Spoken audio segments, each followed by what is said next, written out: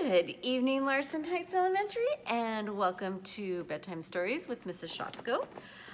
Tonight we are starting back into The Trouble with Chickens, where we met the inspector yesterday, JJ Tully Mystery. It's part of the JJ Tully Mysteries.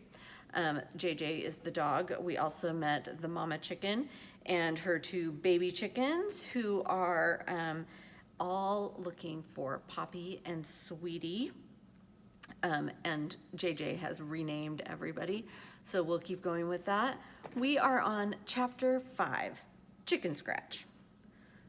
The sky turned from gray to green to black. If the rain hadn't already washed off the scents of Poppy and Sweetie, it seemed the wind would have blown it away. After a short stroll in the hard rain, I decided to get back to my warm bed. I had had enough of this little chicken adventure. It was time for a nap after all. The trouble with dog houses, though, is they don't have doors. Remember, they got caught in the rain while they were looking for the baby chickens? Poppy and Sweetie. Moosh, the mama chicken, Dirt, and Sugar were just a few minutes behind me. "You smell like a wet dog," said Sugar. "I am a wet dog," I grumbled. "Is this the search part or the rescue part?" asked Sugar. She reminded me of a splinter I had once. It bothered me, and I was in a much better mood when it was gone. Oh, sorry, read that already. Before I could answer her, Moosh waved a note in front of me. "I found it in the chicken coop," cried Moosh. "I have your peeps. It behooves you to rendezvous tonight, your place." You see it? I tried to grab the note out of Moosh's beak. That thing was sharper than it looked. I gave up my hold on the note. Two things were clear. Whoever had left that note had fast feet and a head full of big words. I really like this book. It's kind of clever. Chapter 6, Chicken Tears. Moosh paced back and forth. Sugar and Dirt followed behind her in the same oddly spaced line as before. I stood in front of Moosh and brought her little chicken parade to a halt. Sometimes your gut can tell you more than your nose. This was one of those times. I could see from the look in her eye that Moosh was thinking about trying to get past me. I bared my teeth and moved in closer.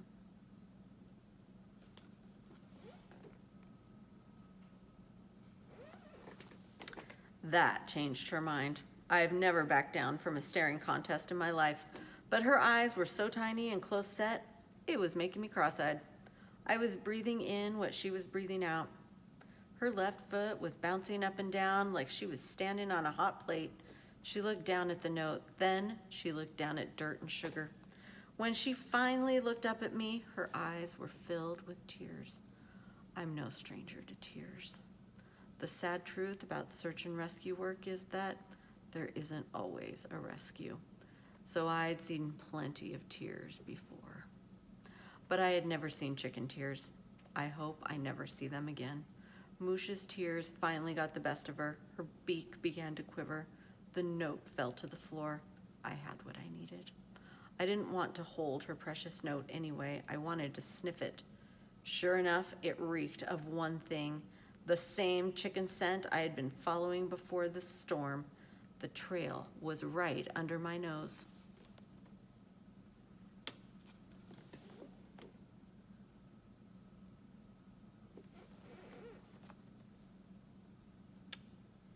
Chapter 7, Inside Job.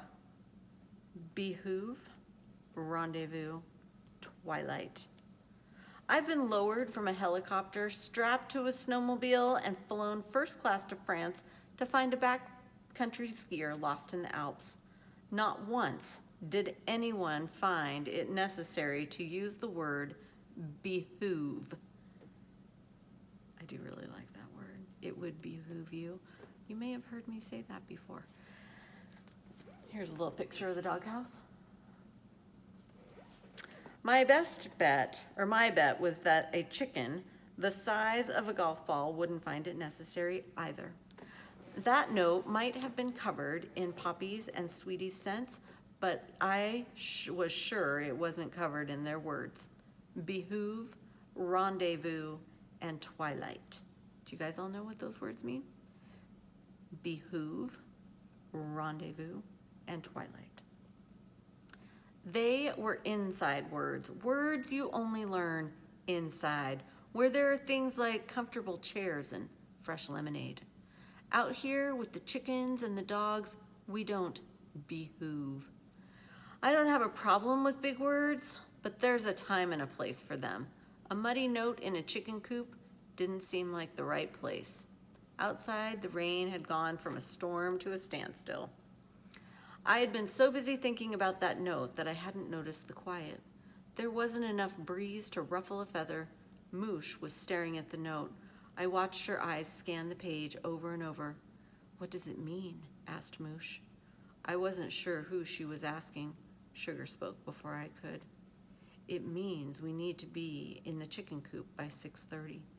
Sugar's head wasn't filled with feathers, that's for sure.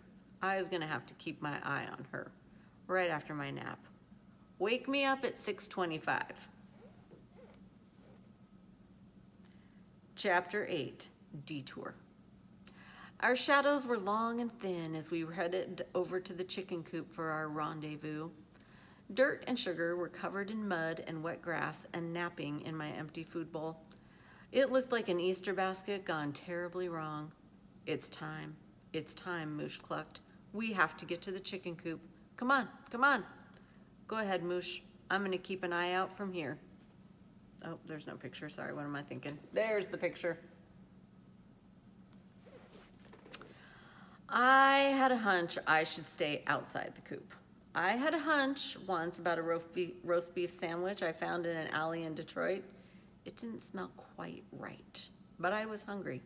I ignored the hunch and ate the sandwich. I woke up 3 days later with an IV needle jammed into my front paw, courtesy of the Detroit Animal Clinic.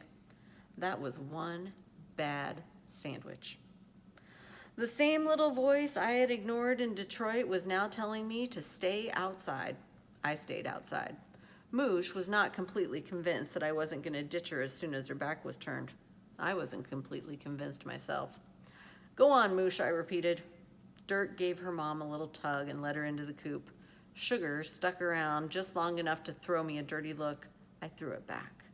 I was walking away to find some decent cover when the scent hit me square in the face. I may have actually tripped over it.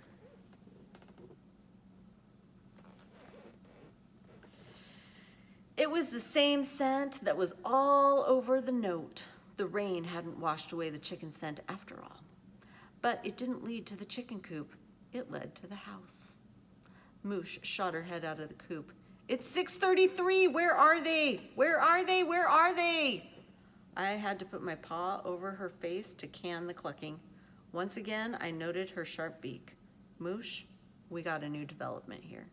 I held her beak closed with my paw and explained the scent trail leading right up to the house. Myrnie, she mumbled.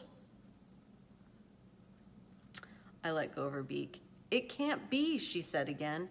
Noses don't lie, I answered. But what about the note, she asked. Decoy, I grumbled. But it doesn't make any sense. Before she could finish her sentence, a dark shadow appeared in the window. The shades were drawn, but you could clearly make out the silhouette. There was no mistaking that silhouette. Vince the Funnel.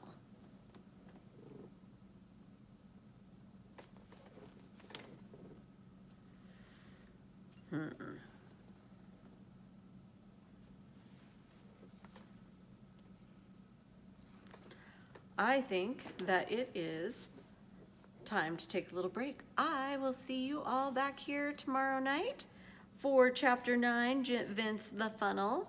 And have a wonderful night, Larson Heights Elementary. Don't let the bed bugs bite, and soar high with the eagles in your dreams. See you tomorrow.